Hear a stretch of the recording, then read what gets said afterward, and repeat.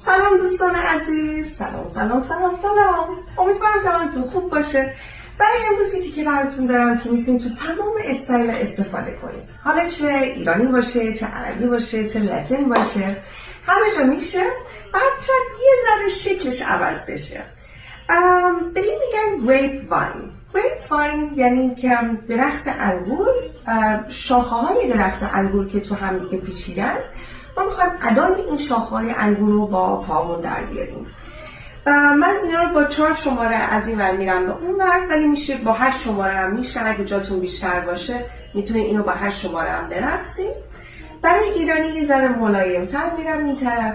برای عربی یه شمی میذارم روش، یه ذره جنگی‌تر میشه.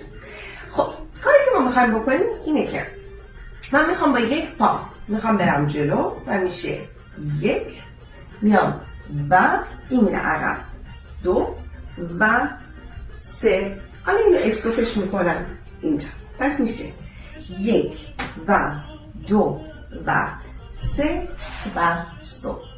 برای ایرانی میتونیم این شکلیش کنیم، میگیم 1 و 2 و 1 و استوپ.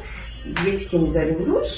برای عربی یه شمی میذارم روش که این شکلی میشه 1 و 2 و 1 و استوپ. حالا میتونم اینجا یک دراپ بذارم روش.